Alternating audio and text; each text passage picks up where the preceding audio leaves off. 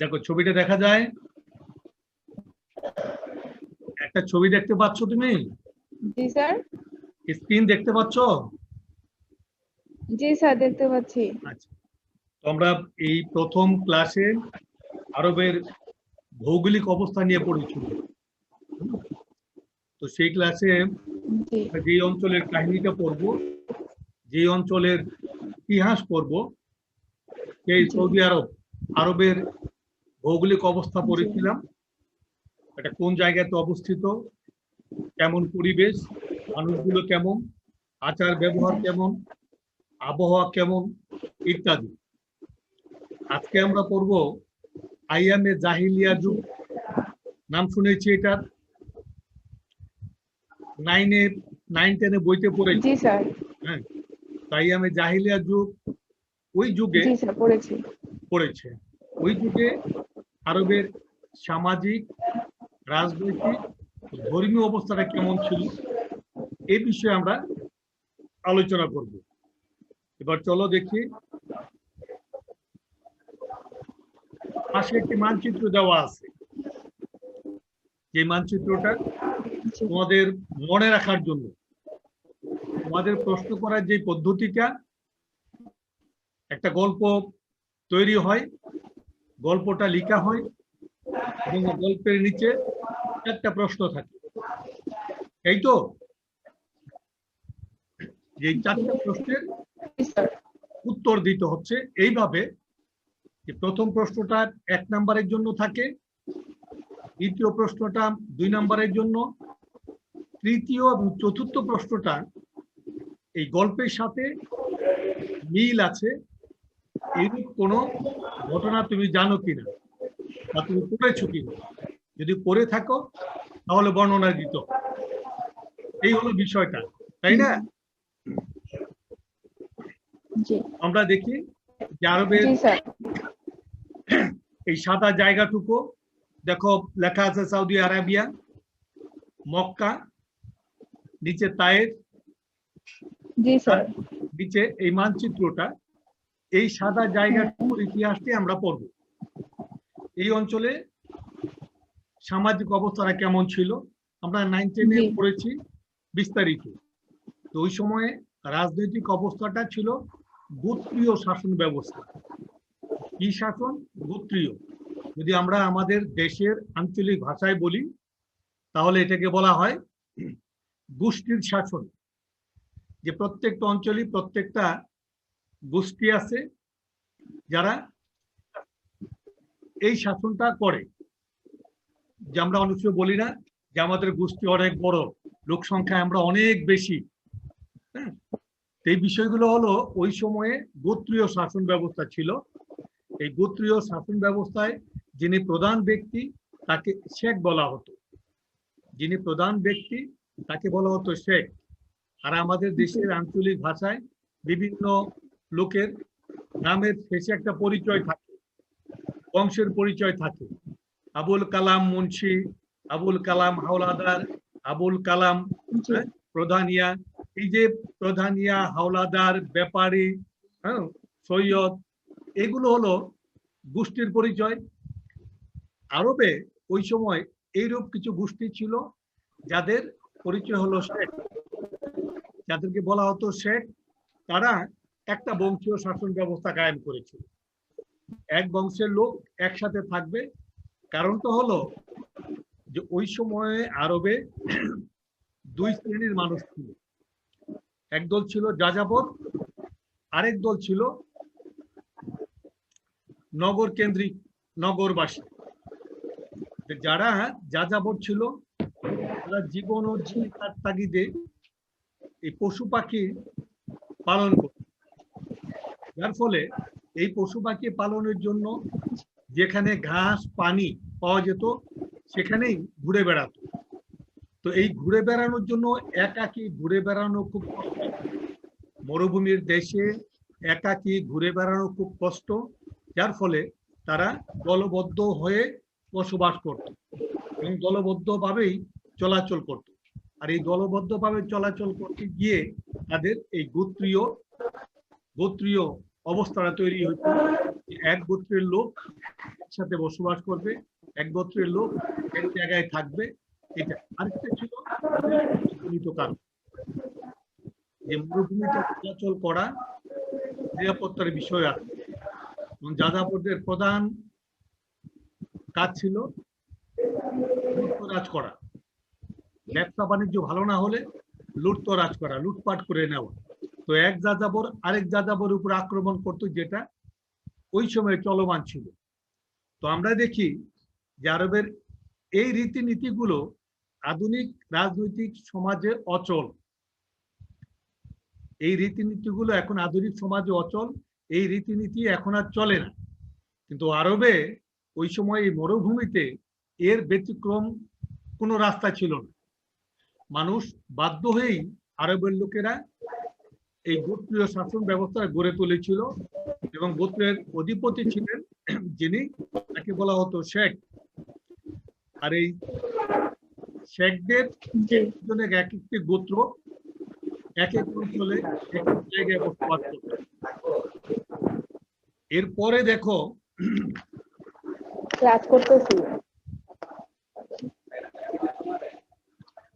একটা চিত্র দেখা যায় পাশে, একটু আগে বললাম গোত্রীয় শাসন ব্যবস্থায় লুটতরাজ করা বেদুইনদের কাজ। এই বেদুইনদের এই লুটতরাজের একটা চিত্র আমি পাশে দিয়েছি, একটা ছবি দিয়েছি। জি স্যার, দেখা যাচ্ছে যুদ্ধের ময়দান, যেখানে লড়াই হচ্ছে, লড়াই করতে যাচ্ছে, তার মানে এক কাফেলা, এক গোত্র আরেক গোত্রের উপর আক্রমণ করার জন্য এইভাবে ছুটত। পাশে দেখো তাঁবু দেখা যায়, আগুন দেখা যায়, যে তাদের মধ্যে কোনো বনিবনা ছিল না। ব্যবসা যদি খারাপ হতো তাহলে সেটা লুটপাট করে পুষিয়ে নিত। এই ছিল আরবদের যাযাবরদের মূল শাসন ব্যবস্থার একটি অংশ। আর সবসময় তারা গোত্রকে ভালোবাসত, গোত্রীয় প্রধানের আদেশ নিজে মেনে চলত, এবং মান সম্মান স্বার্থ রক্ষায় তারা ছিল সচেষ্ট। তাদের মধ্যে যুদ্ধটা হতো শুধুমাত্র পানি নিয়ে, পানি, ঘাস আর গবাদি পশু। লড়াইটা হতো এই তিনটা জিনিস নিয়ে। কে কার আগে পানির নহর খুঁজে পেল, কে কতটা তৃণভূমি বা ঘাস এলাকা দখলে রাখতে পারলো, আর কতগুলো গবাদি পশু কার অধীনে আছে, এগুলো নিয়ে তাদের মধ্যে এই লড়াইটা প্রায় সময় হতো। আর এই লড়াইটা এমনই ছিল, দীর্ঘদিন চলমান ছিল। এরূপ কিছু ঘটনা আমরা পরবর্তী সময়ে পড়ব।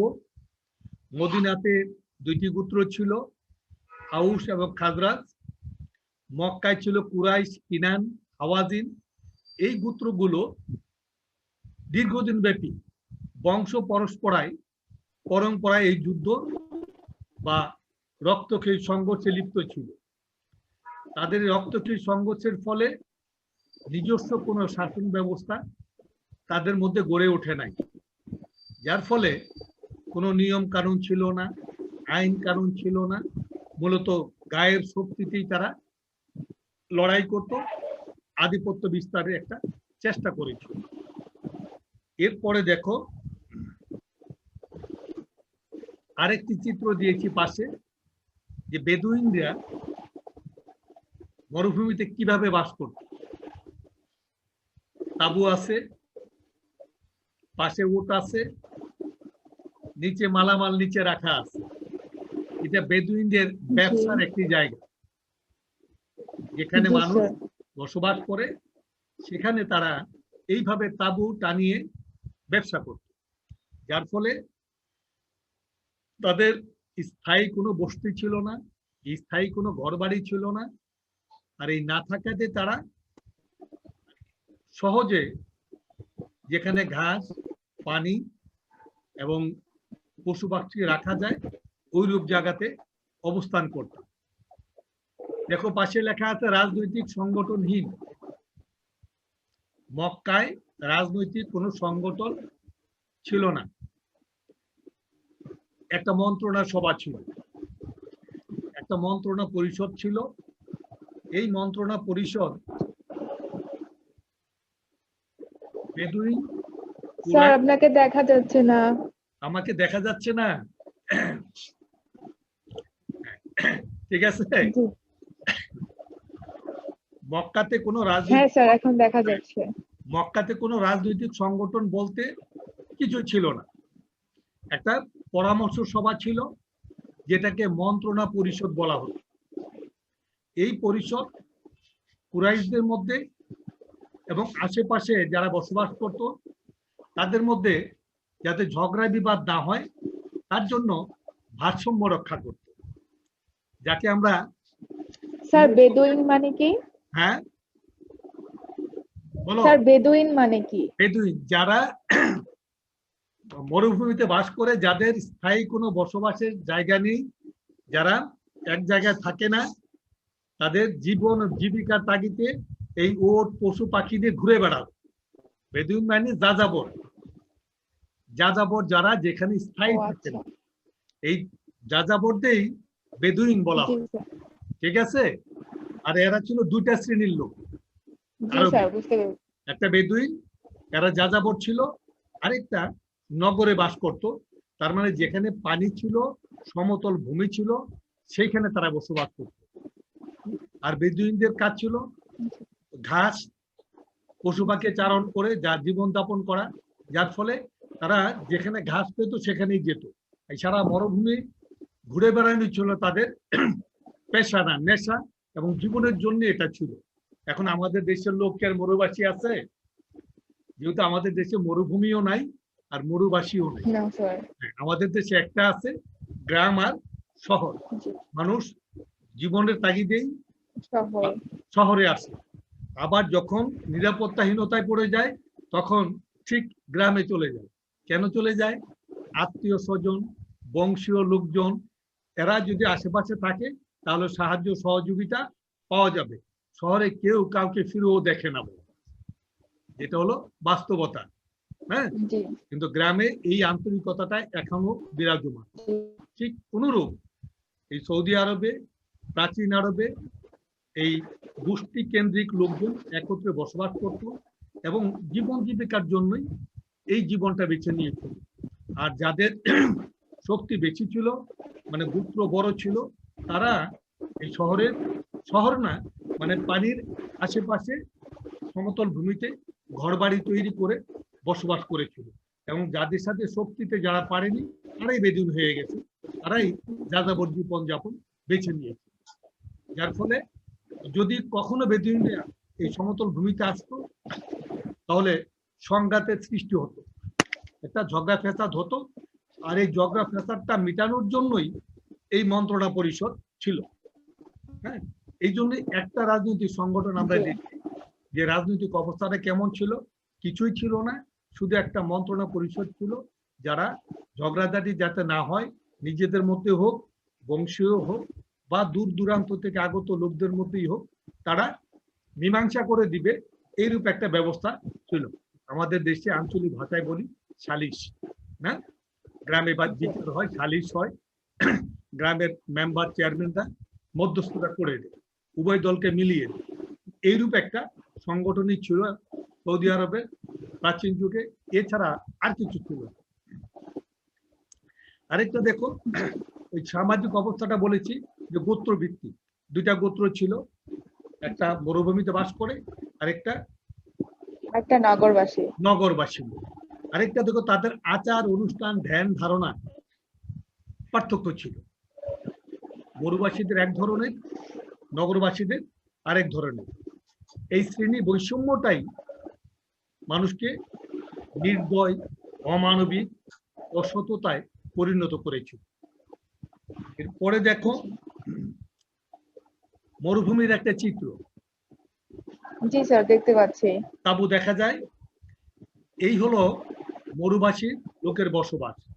আমি এখানে তোমাদেরকে মরুবাসীতে এই জন্য বেছে দেখিয়েছি যে আসলে ইসলামের প্রসার যেটা হয়েছিল, এই মরুবাসী মানুষ যদি স্থায়ীভাবে বসবাস না করত, তাহলে ইসলামের এই প্রচার হতো না। যে তাদের এই বিচ্ছিন্ন চলাফেরা, তাদের কষ্টের জীবনযাপন তাদেরকে বাধ্য করেছিল একটা সুন্দর নীতিমালার মধ্যে জীবনযাপনে অভ্যস্ত করতে। আর এই নতুন জীবন যাপনের নীতিমালাটাই হলো ইসলাম, যে মানুষ জি খাবার তাগিদে, জীবন রক্ষার তাগিদে এবং জীবনকে গড়ার তাগিদে বিভিন্ন সময় বিভিন্ন পথ বেছে নেয়। আমরা বলি এই লোকটা সন্ত্রাসী হয়ে গেছে, সমাজে কোনো নিয়ম কানুন মানে না, করে না। তার দুটো কারণ থাকতে পারে, একটা পরিবেশগত কারণ, আরেকটা ইচ্ছাগত কারণ। হয়তো পরিবেশে পড়ে নষ্ট হয়ে গেছে, আর না হয় বাড়ি থেকে, পরিবার থেকে তাকে অনীহা করে এই পথে নিতে বাধ্য হয়েছে, ঠিক কিনা? জি তো আমরা জি স্যার। ওই সময়ে মরুবাসী এবং নগরবাসী মানুষের জীবন পদ্ধতি যদি দেখি, তাহলে সেখানে দেখি যে দুইটা শ্রেণীর মানুষ, একটা শ্রেণীর মানুষ সব সময় নির্যাতিত হয়েছে, নিষ্পেষিত হয়েছে। কিসের জন্য? তারা লোকবল কম, সংখ্যায় কম, আয় কম, ব্যবসা বাণিজ্য কম, যার ফলে আয় এবং জীবন জীবিকার তাগিদেই তারা বাধ্য হয়েছিল কি এই লুটতরাজ করতে, দস্যুবৃত্তি করতে এবং নিয়ম কানুন তোয়াক্কা না করে যে কোনো কাজ যে কোনো সময় করে ফেলা। কিন্তু যারা নগরবাসীর লোক ছিল, জি তারা এই বেপরোয়া জীবনটাতে অভ্যস্ত ছিল। তাদের মধ্যে কোনো নিয়ম কানুন যদিও না থাকে, তবে পুরোপুরি তারা সমাজ নীতি বহির্ভূত কোনো কাজে সম্পৃক্ত হয়নি। কেন হয় নাই? কারণ হলো তারা বংশের মুরব্বী যারা থাকে, বয়োজ্যেষ্ঠ যারা থাকে, তারা যেই কথাগুলো বলে জীবনের জন্য, চলার জন্য, ব্যবহারের জন্য, এগুলো মেনে চলত। যার ফলে তাদের মধ্যে আলাদা নিয়ম নীতি, মানবিকতা গড়ে উঠেছিল। যার ফলে ওই বেদুইনদের মতো নগরবাসীর জীবনটা বিচ্ছিন্ন ছিল। এবার দেখো সমাজে নারীর কি অবস্থান ছিল, কোনো মর্যাদাই ছিল না। আমরা ওই সময় যেহেতু কথা বলি যে কোনো মর্যাদাই ছিল না। এখন আমরা অধিকার নিয়ে কথা বলি, হ্যাঁ, সমান অধিকার নিয়ে কথা বলি। দেশের প্রধানমন্ত্রী নারী, স্পিকার নারী, হ্যাঁ, এই অধিকারের কথাটা এখন আমরা জানি। কিন্তু ওই সময়ে এই অধিকার বলতে একটাই, শক্তি। বাহুবল যার বেশি শক্ত, সে ক্ষমতাবান ব্যক্তি। কিন্তু এখন আধুনিক যুগে এই বাহুবলের প্রয়োগ নাই। কিসের প্রয়োগ? সিল, ভোট, গোপনীয়। হ্যাঁ, তো আরবের বংশীয় মর্যাদার উপর নির্ভর করেও নারীদের কোনো মর্যাদা ছিল না। পুরুষ কেন্দ্রিক শাসন ব্যবস্থায় নারীদের কোনো মর্যাদাই ছিল না। শুধু তাই না, তারা ইচ্ছা মতো চলাফেরা করতে পারতো না, ঘর থেকে বেরোনো তো প্রশ্নই ওঠে না, বেরোনোর প্রশ্নই ওঠে না। আর আরব এমন একটা দেশ, এমন মরুভূমি দেশ, এমন জায়গা যে সেখানে একাকে চলা কষ্ট। এক জায়গায় দাঁড়ালে আরেক জায়গায় কিছু দেখা যায় না, শুধু বালি আর বালি আর কঠিন পাথরের পাহাড়। আমাদের দেশে পাহাড়গুলো আছে সবুজ ঘাসে আবৃত, বড় বড় গাছ আছে পাহাড়ের মধ্যে। আর সৌদি আরবে এমন একটা দেশ, একটা গাছের চিহ্ন মাত্র খুঁজে পাবেন। যদি কখনো নসিবে হয় যাও, তাহলে দেখতে পাবে যে সেখানে বালি আর ছোট ছোট কাটা গাছ কিছু মাঝে মাঝে দেখা যাবে, এছাড়া পাথর ছাড়া আর কোনো কিছু নাই। আর এইরূপ মরুভূমিতে মানুষের মন মেজাজ রুক্ষ হওয়া স্বাভাবিক। উদাহরণটা কেমন হতে পারে? আমাদের দেশে চৈত্র মাসে রোজা হলে কেমন হয়? দুপুরের পরে মন মেজাজ খিটখিটে হয়ে যায়, মেজাজ খারাপ হয়ে যায়। কেন? একে তো রৌদ্র, তারপরে পেটে ক্ষুধা। হ্যাঁ, এই দুইটা মিলিয়ে মানুষের মন মেজাজ খুব খারাপ। মাসে যদি আমাদের দেশে মাসে রোজা হয়, তাই না? তো সেখানে জন্মলগ্ন থেকেই তারা জি দেখে এই মরুভূমি, এই গরম, এত তীব্র আবহাওয়ায় মানুষের মন মেজাজ এমনিতেই খিটখিটে থাকে, এটা সত্য। পরিবেশগত কারণেই তারা একটু উগ্র বদমেজাজি হয়েছিল। তারপরেও তাদের মধ্যে ইসলামের যে সুশীতল বাণী ধারা প্রবাহিত হয়েছে, এটা জি অনেকটা কষ্টের, অনেকটা শান্তি, এবং তারা অত্যন্ত ধৈর্যশীল লোক, অত্যন্ত ধৈর্যশীল, সহনশীল, এটা আমাদের মধ্যে নেই। আমরা একটা কথা একবার বললে দ্বিতীয়বার বলতে চাই না, আর তৃতীয়বার বলি না, হাত ব্যবহার করি, জি ঠিক কিনা? যে একবার বলছি শোনস নাই, জি স্যার হ্যাঁ, আবার বললাম, এবার বললে কিন্তু হাতে মারবো, হ্যাঁ। তো এই ধৈর্যটা আমাদের মধ্যে নাই, কিন্তু সৌদি আরবের লোকদের মধ্যে, আরাবিয়ানদের মধ্যে ইসলাম প্রচারের পরে তাদের মধ্যে যে ধৈর্য আল্লাহ দিয়েছেন, এটা অমূল্য সম্পদ। তাদের মধ্যে এই ধৈর্য থাকাটা খুব অস্বাভাবিক ছিল, কিন্তু ইসলাম আসার পরে এই ধৈর্যটা তাদের আত্মমর্যাদা বৃদ্ধি করেছে। এখনো তারা অনেক ধৈর্যশীল, অনেক সাহসী, অনেক মানবিক। আমরা যারা এদেশের লোক, তাদের মধ্যে এই ধৈর্যটা নাই, এই সাহস নাই, আর আমরা সবচেয়ে বেশি অমানবিক। কিসের জন্য? টাকা পয়সার জন্য, নিজের ক্ষমতা বৃদ্ধির জন্য, চরিত্রের দোষের জন্য, যেটা তাদের মধ্যে নেই। আমরা লুটতরাজ করি কারটা? নিজেরটা, দেশের, হ্যাঁ। আর জি তারা লুটতরাজ করতো তখন ব্যক্তি ব্যক্তি জীবন জীবিকার তাগিদে, কিন্তু আমরা এখন নিজেদের থাকার পরেও অন্যেরটা জোর করে খাওয়ার চেষ্টা করি, যেটা তাদের মধ্যে জি নেই। স্যার জি। তো অনাচার, বেবিচার, অনৈতিক তখন ভরপুর ছিল। কখন? ইসলামের প্রচারের পূর্বে। ইসলাম প্রচারের পূর্বে সৌদি আরবের লোক অত্যন্ত জঘন্য ছিল, খারাপ ছিল, এটা সত্য। কিন্তু ইসলাম প্রচারের পরে তারা অনেক ভদ্র, নম্র হয়েছে, এটাও সত্য। কেননা জি তাদের মাধ্যমেই আমরা ইসলামকে পেয়েছি, তাদের মাধ্যমে আমরা ধর্ম পেয়েছি, তাদের মাধ্যমে আমরা নতুন জীবনযাপন পদ্ধতি পেয়েছি। এবং এটা ভুলে জি গেলে স্যার চলবে না, যদি সৌদি আরবে ইসলাম না হতো, তাহলে আমাদের দেশে, বাংলাদেশে ইসলাম আসতো না। তো তারা এই এত দূর থেকে ইসলামের বাণী এই আমাদের দেশে পৌঁছে দেওয়ার জন্য যারাই এসেছে, যারাই এই দেশে আসলো ইসলামকে নিয়ে, যদি না আসতো, আমাদের পার্শ্ববর্তী দেশ ভারত, সেখানে ইসলামের দাওয়াত দেওয়া হয়েছে, সবাই কি ইসলাম গ্রহণ করেছে? করেন। না আমাদের ভাগ্য, সৌভাগ্য একটা, যে আমরা মহানবীকে দেখি নাই, শুনেছি, আর জি কথা শুনেছি, আর হাদিসগুলো আমরা পড়ার চেষ্টা করছি, কোরআনের বাণী শুনছি, এগুলো শুনে না দেখেই আমরা ইসলাম গ্রহণ করেছি। আর আমরা হলাম জন্মগত মুসলমান, আমাদের মধ্যে পুঁথিগত ইসলাম নেই।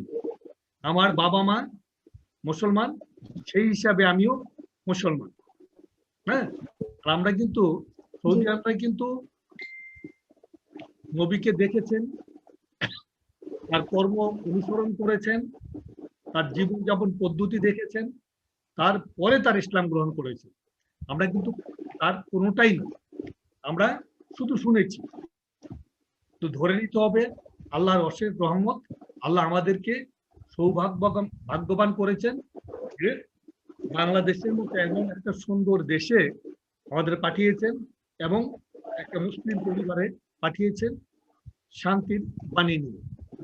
এবার যদি তুমি তোমার সাথে চিন্তা করো, আমেরিকার একটা লোক, আমেরিকার একটা মেয়ে যদি তোমার মতো হয়, তোমার বয়সের হয়, সে যদি আমেরিকাতে থাকে, তাহলে কি শান্তির বাণীটা সে পেয়েছে? পায়নি। না স্যার আমরা অনেক সময় কষ্ট হলে বলি, বাবা মাকে বলি, হ্যাঁ, বাবা মা গরিব, সবকিছু দিতে পারে না, ওদের বাড়ি গাড়ি টাকা পয়সা কম নেই, কিন্তু আমাদের নাই, এই জন্য মনে খুব কষ্ট লাগে, হ্যাঁ, যে আমার বাবা মা জি গরিব, স্যার টাকা পয়সা নেই।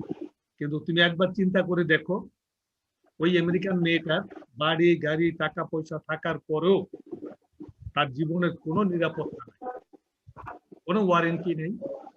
তোমার জীবনের একটা নিরাপত্তা আছে, একটা ওয়ারেন্টি আছে। কিভাবে? আজ হোক কাল হোক এই কষ্ট একদিন আমার লাঘব হবে। কেন? জি স্যার। আল্লাহর প্রতি আমার একটা বিশ্বাস, আল্লাহ আমাকে কোনো না কোনো ভাবে কোনো না কোনো সময়ে একটা শান্তির দিক আমাকে দেখাবে, এবং আমরা তাও পাই, জি তাই না? একসময় জি স্যার। সময় ভালো থাকি, শান্তিতে থাকি। আর এই থাকাটাই হলো ইসলামের মূল বিষয়। এরপরে দেখো আরেকটা বিষয় আমি তোমাদেরকে দিয়েছি, দেখো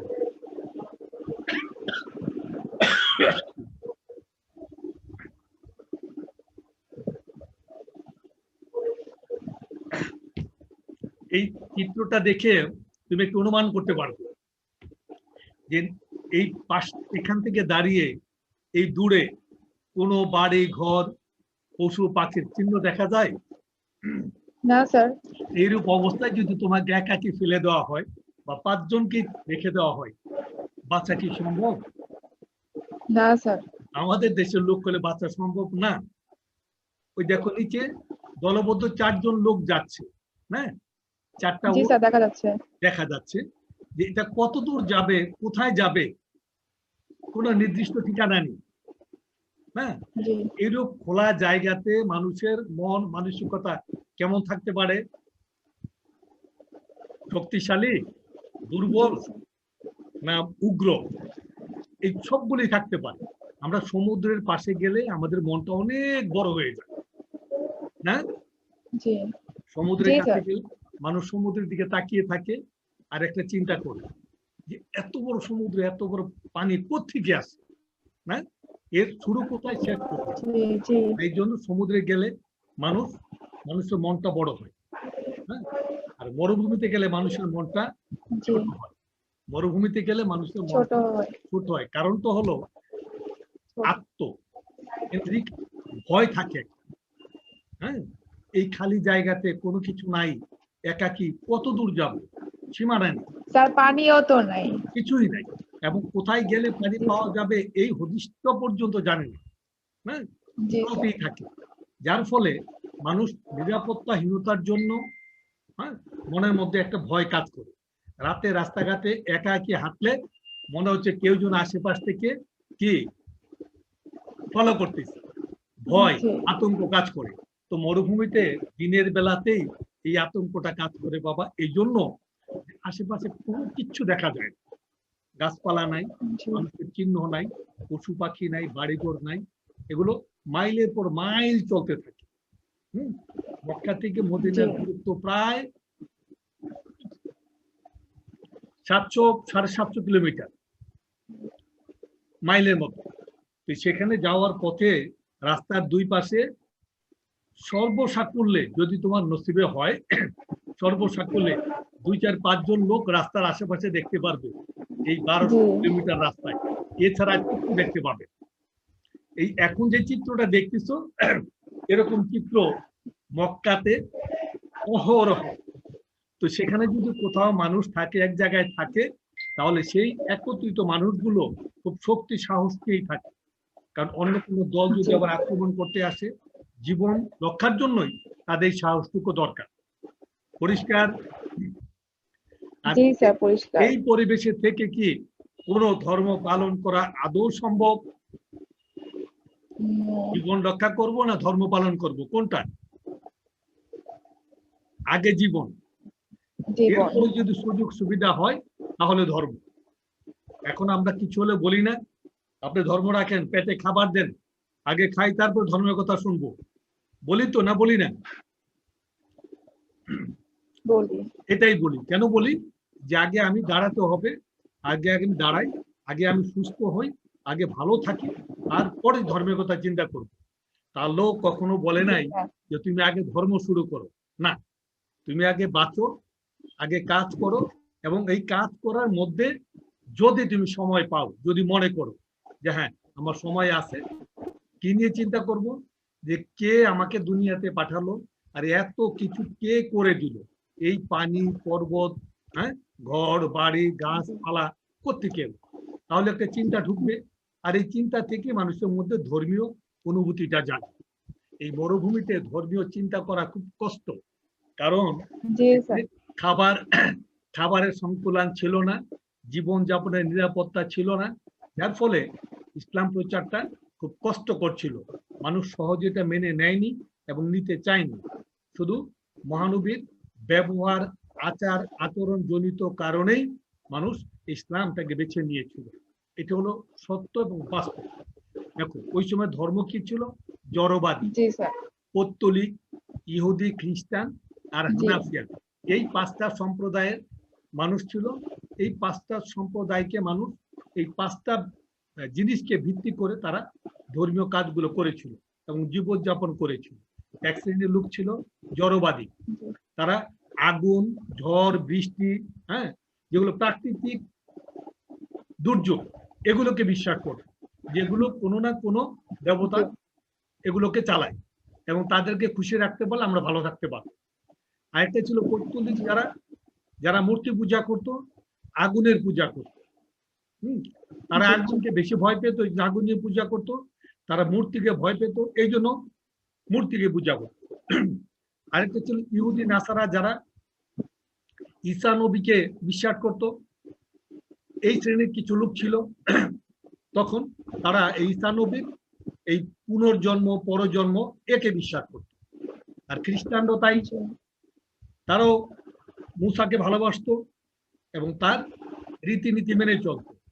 আরেকটা সম্প্রদায় ছিল হানাফিয়া, সৌদি আরবে, যারা এক আল্লাহতে বিশ্বাস করত। একজন ঈশ্বর আছেন, একজন শক্তিশালী কেউ আছেন, যিনি সারা এই দুনিয়াটাকে পরিচালিত করতেছেন। এই আগুন বলি, পানি বলি, সমুদ্র, হ্যাঁ, ঝড় ঝাপটা যা কিছু আছে, এটা একজন পরিচালিত করে। হ্যাঁ, এই বিশ্বাসে বিশ্বাসী ছিল এক শ্রেণীর লোক, তাদেরকে আমরা হানাফিয়া বলি। ওই সময় সৌদি আরবে ছিল। তো আমরা দেখলাম ধর্মীয় অবস্থায় কয়টা শ্রেণী ছিল? পাঁচটা। একটা জড়বাদী, একটা পৌত্তলিকতা, একটা ইহুদি, একটা পৌত্তলিক, হ্যাঁ, ইহুদি, ইহুদি, খ্রিস্টান আর হানাফিয়া। এছাড়া আরো কিছু নিয়ম কানুন আবর্তিত ছিল, আচ্ছাদিত ছিল। সৌদির লোক, হ্যাঁ, তারা একটা রীতি বিশ্বাস করত যে যদি মরে যায়, পরজন্ম আছে, তাহলে পরজন্মে এই লোকটা কিভাবে চলবে। হ্যাঁ, তো দুনিয়া থেকে তাদের কবরের পাশে ওট বেঁধে রাখা হতো, কবরের মধ্যে থালা বাটি খাবার দাবার দিয়ে দেওয়া হতো। হ্যাঁ, এই বিশ্বাসটা তাদের মধ্যে ছিল যে পরজন্ম। আমরা পরজন্ম বিশ্বাস করি না করি না?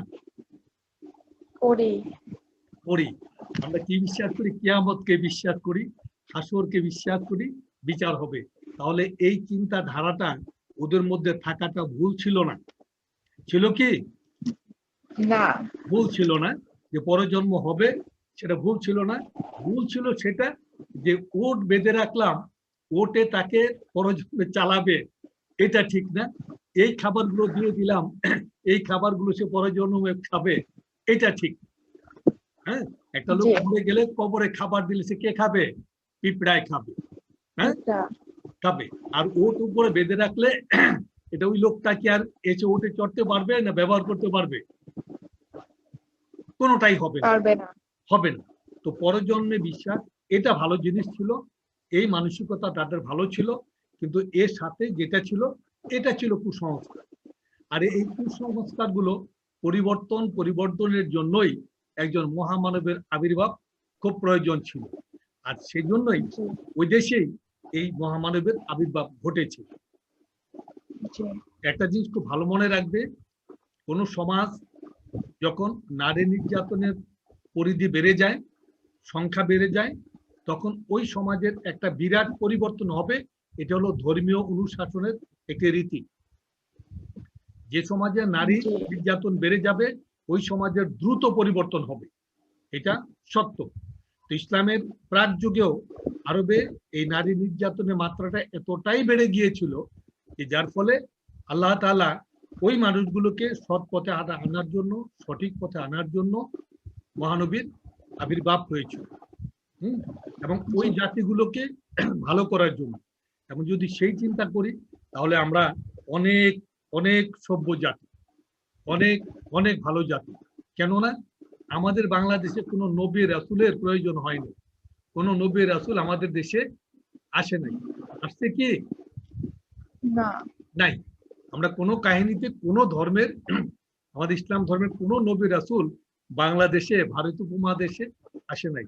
তাহলে ধরে নিতে হবে যে আমাদের পূর্বপুরুষরা অত্যন্ত ভালো ছিল, ভালো মনের মানুষ ছিল, যার ফলে নবী রাসূলের প্রয়োজন হয় নাই।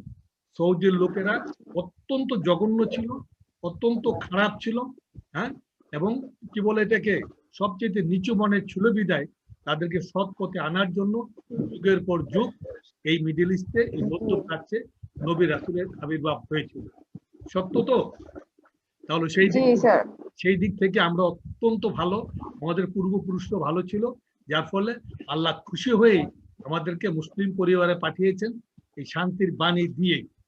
আমরা অসভ্য ছিলাম না, আমাদের পূর্বপুরুষরা অসভ্য ছিল না, কেননা যেহেতু কোনো পূর্বপুরুষ অসভ্য ছিল না বিদায়ী আমাদের নবী রাসূল আসে নাই।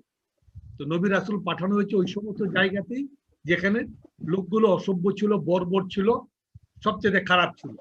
তো আমরা এই চিন্তাটা তো করতে পারি যে আমরা আমাদের পূর্বপুরুষরা অত্যন্ত ভালো ছিল, বিশ্বাসী ছিল, যার ফলে আল্লাহ খুশি হয়েই আমাদেরকে এদেশে কোনো নবী রাসূল প্রেরিত হয় নাই। পরিষ্কার? জি স্যার, পরিষ্কার। Thank you. এবার দেখো আমরা এতটুকু যা পড়লাম, একটু জিনিস জানলাম যে রাজনৈতিক অবস্থাটা কেমন ছিল, সামাজিক অবস্থা কেমন ছিল, আর ধর্মীয় অবস্থা কেমন ছিল। এবার যদি কোনো গল্প তোমাকে বলা হয়, একটা অঞ্চলের গল্প বলা হলো, হ্যাঁ, যে যশোরের এই অঞ্চলে এই নিয়ম কানুন গুলো থাকাতে এখানে লোকদের মধ্যে মারামারি হওয়াতে একটা নতুন পরিবেশ তৈরি হয়েছিল, যার ফলে সেখানে একটা আমূল পরিবর্তন ঘটেছিল, সমাজেও ঘটেছিল, ধর্মেও ঘটেছিল, মানুষের মধ্যে ঘটেছিল। হ্যাঁ, যদি তোমার পড়া জি। থাকে যে এরকম কোনো কাহিনী তুমি পড়েছো তাহলে লিখতে পারবে। জি স্যার, পারবো। হ্যাঁ, তাহলে ইসলামের ইতিহাসটা হলো এবং সহজ, সাবলীল এবং সুন্দর। এটা যত বেশি স্যার, পড়বে, বলো কোনো প্রশ্ন? স্যার সহজও তো আছে, কঠিনও তো আছে। কঠিন কোনটা বলো হয়তো তাকে? কঠিন কোন না, জিনিসটা কঠিন বলো? না, কঠিন এখন প্রথম দিকে লাগতেছে না, পরে ধাপে ধাপে গেলে যদি আবার কঠিন, সহজও তো আছে, সহজ থেকে কঠিন, কঠিনও তো আছে। এই এখন তোমার যে সব কঠিনটা মনে হচ্ছে এর চেয়ে আরো সহজ হবে, আরো সহজ মনে হবে। কেননা তুমি তোমার ছোট জামা কাপড়গুলো এখন ঘরে আছে, মা রেখেছে না ফেলে দিছে? না, ফেলে দেয় নাই। ফেলে দেয়। আছে। মা দুই একটা হয়তো রেখে দিয়েছেন, কিসের জন্য? স্মৃতিস্বরূপ। মা জি। স্মৃতিস্বরূপ রেখে দিয়েছেন, মাঝে মাঝে খুলে দেখেন, দেখ তুই এটা পড়েছিলি। হ্যাঁ, আর তুমি কি বলো? হ্যাঁ। হ্যাঁ, আমি এত ছোট ছিলাম, এত ছোট ছিলাম না, হ্যাঁ, এতটাই বড় ছিল। হ্যাঁ। যে এই যে অনুভূতিটা, হ্যাঁ, এই ছোট থেকে বড় হওয়ার অনুভূতিটা, এই ছোটতে যতটা তোমার কাছে কঠিন মনে হচ্ছে, বড় হলে এটাই কঠিনটা মনে হবে। আর এখানে তুমি সবচেয়ে ভালো জিনিস হলো তোমার কোনো আরবি লিখতে হবে না। জি আরবি স্যার, লেখার জন্য, সেটা ভালো। আরবি লেখার জন্য তোমাদের ভয়। আরেকটা হলো যে স্যার ইসলামের ইতিহাস এত লিখে নাম্বার কম হয়, তাই তো? যে এই হ্যাঁ ধারণা, স্যার, এটা আর বেশি। হ্যাঁ, এই ধারণাটা ভুল। এই জন্য যে ইসলামের ইতিহাস হলো অঙ্কের মতো। এখন তুমি যদি, আমি যা বললাম যে আরবে দুই শ্রেণীর লোক ছিল, বেদুইন আর নগরবাসী। নগরবাসী আর কি। হ্যাঁ, এর পরিবর্তে তুমি যদি আরেকটা শ্রেণীর লোক সেখানে লাগাও তাহলে হবে? না স্যার। না, হবে না। তো এই দুই শ্রেণীর কথা বললেই তুমি যে নাম্বারটা, পুরো নাম্বার পাবে। আর ইসলাম হলো সত্য, এখানে মিথ্যার কোনো পালাই নেই। আর আমি ইচ্ছা করলে মিথ্যা বলতে পারবো না, আমি ইসলামটাকে নতুন করে সাজাতে পারবো না।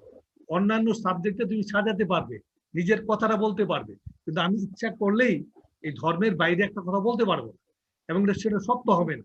আর সত্য না হলে নাম্বার পাওয়া যাবে না। তো ইসলাম হলো সত্য ধর্ম, সত্যের কথা। তুমি যা লিখবে হয়ে গেলে পুরো নাম্বার পাবে, এই কাটাকাটির কোনো বালাই নাই। আর এখন তো তোমাদের আরো নাই, হ্যাঁ, জি এই 4টা প্রশ্ন থাকে, এই 4টা প্রশ্নে এই চোখ বন্ধ করে নাম্বার না দিলেও এমনিতেই তুমি 4 নাম্বার 5 নাম্বার পেয়ে যাচ্ছ, জি 1 2 পেয়ে যাচ্ছ। 3 নাম্বারে আর 4 নাম্বারে গিয়ে যদি 2টা লাইন লিখো, 2 নাম্বার পাওয়া যাবে। এবং শেষেরটাই যদি তোমার মতামতটা দিয়ে একটু সুন্দর করে গুছিয়ে লিখতে পারো, তাহলে 3 নাম্বার এমনিতেই পাওয়া যায়। 3 আর আগের 3 কত, 6। তো 10 থেকে 6 6 6 হলে কি আর ফেলের কোনো সম্ভাবনা থাকে? না স্যার। কিন্তু অন্যান্য সাবজেক্টে এর ব্যতিক্রম ঘটবে, ইসলামের ইতিহাসে ব্যতিক্রম ঘটবে না। এটা অঙ্কের মতো নাম্বার। আর হিজরত হবে না, আর হিজরত জি করা স্যার। যাবে না, আর আবু বকর আসবে না, আর উমরকে পাওয়া যাবে না, কিন্তু তাদের চারিত্রিক বৈশিষ্ট্যগুলি, গুণাবলীগুলিকে পাওয়া যাবে। আমি শুধু সেটাই বলবো। এখন যদি বলি আমি উমরের মতো হিজরত করব, তাহলে মিথ্যা কথা বলা হবে না? জি স্যার। মানুষ হাসবে, যেটা পাগল, কি বলে, সে হিজরত করবে, হিজরত শেষ হয়ে গেছে, হিজরতের কোনো প্রয়োজন জি নেই, তাই তো? আমি হলো জি স্যার। এই বিষয়টা অতি সহজ এবং সহজ। তুমি একটু পড়ো, আর শুধু তাই না, তোমার ইহকাল পরকাল 2 কালের উপকার হবে। অন্য সাবজেক্ট পড়লে তোমার উপকার হবে কিনা আমি জানি না, কিন্তু ইসলামের ইতিহাস পড়লে জি তোমাকে আমি ওয়ারেন্টি দিতে পারি, গ্যারান্টি দিতে পারি যে সওয়াব হবে। আমরা যা পড়ব নবী রাসূলের জীবনী পড়ব, অন্য কিছু না। তো নবী রাসূলের জীবনী পড়লে কি সওয়াব হয় না গুনাহ হয়? সওয়াব হয়। সওয়াব হবে। এমনিতেই দুনিয়াতে আমরা যেই পাপ করি, যেই কাজ করি, এতে আল্লাহ এমনি অসন্তুষ্ট, হ্যাঁ। তারপরে যদি সারা দিনে এই একটা নবী রাসূলের সাহাবীদের একটু ঘটনা জানি, তাদের জীবনের কিছু অংশ পড়ি, পড়লে যদি আমার সওয়াব হয়, তাহলে সারা দিনের পাপটা মোচন হবে না? সমান সমান হবে জি না? স্যার। হবে তো? তাহলে কোনটা জি উপকার স্যার। হলো? এটা পড়লে না অন্যটা পড়লে? এটা পড়লে। পড়লে পাপ আমি হবে, এটা বলা যাবে না যে আমি স্যার নিষ্পাপ, করতে পারবো না। পরিবেশগত কারণে পড়েই হোক, আর বন্ধু বান্ধবের সাথে চলেই হোক, আমি পাপ করতেছি, এটা সত্য। কিন্তু কয়টা ভালো কাজ করি, এটা কি মনে থাকে? থাকে না। কিন্তু পাপ কয়টা করলাম, খারাপ কাজ কয়টা করলাম, সেটা 1 ঘন্টা পরে না, তাৎক্ষণিক চোখটা বন্ধ করো, বলে দিতে পারবে এই কাজটা খারাপ করেছি। আবার চোখ বন্ধ করে চিন্তা করো, এই কাজটা কি ভালো করেছি, বোধহয় না, আবার হতেও পারে, হ্যাঁ। এই যে বিবেকটা তোমার মধ্যে কাজ করবে, যদি এই বিষয়টা পড়ো, তাহলে সবসময় অন্তত পাপ থেকে বিরত থাকবে, খারাপ কাজ থেকে দূরে থাকবে, শান্তিতে থাকতে পারবে। আর শান্তি কি কেনা যাবে মার্কেট জি থেকে বস্তায় ভরে? টাকা থাকলে শান্তি পাওয়া যাবে? স্যার। হ্যাঁ স্যার ক্লাস ইয়া মানে কলেজ কবে খুলবে বাবা, বলতে এটা পারবেন? এটা হলো করুণার উপর করুণা করে খুলবে।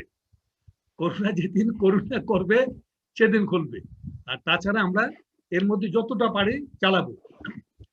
আর খোলা জি হয়ে গেলেই আরেকটা নতুনত্ব পাওয়া যাবে, সেখানে আমরা বিস্তারিত জি আলোচনা করব। আল্লাহ আমাদেরকে হেদায়েত করুক, আমাদের ধর্মকে হেদায়েত করুক, এবং আমরা ঘরে থাকবো, ঘরে বসে থাকবো, জি এবং নিরাপদে থাকবো, হ্যাঁ। এই বাবা জি মা স্যার। এখন তোমাদেরকে হ্যাঁ, কাছে নিয়ে গেছে নিরাপদে থাকার জন্য, ভালো থাকার জন্য, শান্তিতে থাকার জন্য। জি তো তোমরাও চেষ্টা করবে নামাজ রোজা করার জন্য, হ্যাঁ। আর দোয়া দুরূদ জি পড়বে, স্যার। আল্লাহর কাছে কান্নাকাটি করবে, আল্লাহ আমাদেরকে এই বিপদ থেকে রক্ষা করুক। আর কোনো প্রশ্ন আছে তোমার? না স্যার, আর কোনো প্রশ্ন থ্যাংক নেই। ইউ। আগামীতে যদি বাকিরা বোধহয় লাইনে ঢুকতে পারে নাই, হতে পারে, সবাইকে জি ক্লাসে স্যার। আসতে বলবে, হুম, যোগদান করতে পারে বলবে। জি স্যার। যদি সাবজেক্ট ভালো না কেটে, জোর করার বিষয় না, যদি তোমার আচ্ছা ঠিক আছে। পছন্দ না হয়, জোরের বিষয় না, হ্যাঁ, তোমার মন থেকেই বুঝতে হবে যে আমি ভালোর দিকে যাব না খারাপের দিকে যাব, হ্যাঁ। জি সবাইকে ধন্যবাদ। আসসালামু আলাইকুম। জি, আসসালামু আলাইকুম স্যার। ওয়ালাইকুম আসসালাম।